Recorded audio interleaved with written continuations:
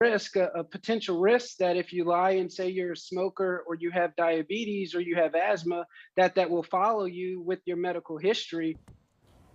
And tens of thousands of people across the area are getting vaccinated after the governor opened up the eligibility requirements. Well, you're now eligible if you're overweight or if you smoke. And while it's easier than ever to get a shot, both elected leaders and medical officials are urging people not to lie about a medical condition because they know it's happening. WDSU Investigates digs into this issue. Good afternoon, everybody. I'm Stella Kim. And I'm Gina Swanson. Travers Mackel live at the mass vaccination site with why you may want to think twice before trying to manipulate the system. Travers. Hey there, Gina. It can be manipulated because here in New Orleans at this mass vaccination site and really all across the state, it's the honor system. Most people are making a phone call or going to an app on their phone or their laptop to book an appointment and list some type of medical ailment. And it's really the honor system. No one is checking, but this afternoon, there is a warning. Take a look at this. State, city, medical leaders, as well as elected leaders are urging everyone just to be honest. In essence, if you're not a smoker, please don't claim that you are one. If you don't have hypertension, don't say that you do just to get a shot. So take a look at this. This is the My Ochsner portal. It allows you to decide your medical ailment. And by clicking this and claiming a medical condition, you're possibly making that part of your medical records.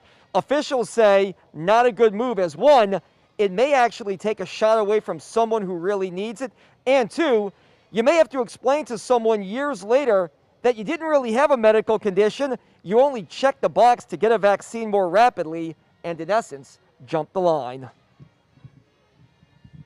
This isn't your medical record. So ultimately, if you check that you're a smoker and you're not, that'll end up in your medical file, and you may have to explain that down the road. And so that's why I think it's important that people just tell the truth.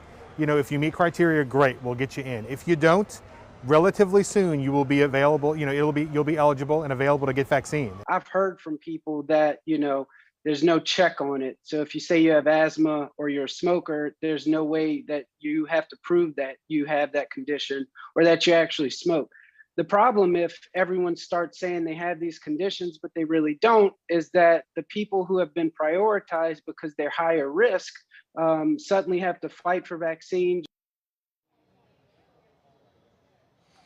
So bottom line, according to health and elected leaders, just be honest. They feel like there will be another expansion in upcoming weeks that could possibly include everybody without a certain condition. And we should point out, if there are mass vaccinations and these sites that have leftover shots and they are offering them to people at the end of the day, that is perfectly legal and legitimate, and you are encouraged to get one of those if at the end of the day they are offering them at any site that's doing COVID-19 vaccination.